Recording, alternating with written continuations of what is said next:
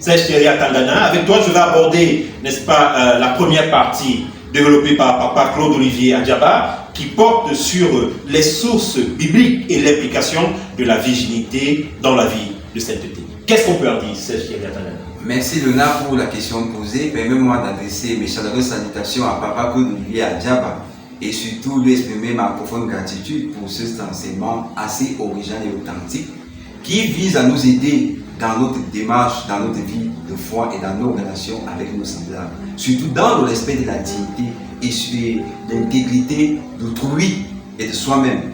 Alors, les sources, la virginité au sens biblique, je profite également pour saluer nos amis internautes. Oui, très nombreux, très nombreux. Oui, très nombreux qui nous suivent. Donc, la virginité au sens biblique, Papa Claude-Olivier Adjaba voulait souligner pour nous aider à comprendre que cet enseignement a une connotation forte. Déjà, lorsque Dieu s'engage dans sa relation à établir une alliance avec le peuple d'Israël, il a institué un certain nombre de recommandations et de principes forts qui visaient la discipline de groupe et surtout permettre également à ce peuple de vivre dans la pureté, parce que nous savons que Dieu c'est la pureté par excellence. Et nous voyons donc que Dieu met un accent sur la virginité parce que la virginité, l'aboutissement de la virginité conduit au mariage. Et il n'est pas anodin de comprendre que lorsque on s'engage à épouser une femme, on est content de la trouver telle que Dieu l'a envoyée au-devant de nous. Alors, le peuple d'Israël devait préparer ses enfants à cette étape forte du mariage.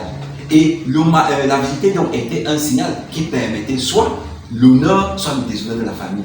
D'où l'importance pour la famille d'œuvrer par tous les moyens dans une bonne éducation pour que l'enfant qui arrive à cette étape soit contribué à l'honneur de la famille. Je voudrais préciser en disant cet essai que Papa Claude-Olivier Adjaba a choisi dans le livre de l'Apocalypse au chapitre 14, verset 4.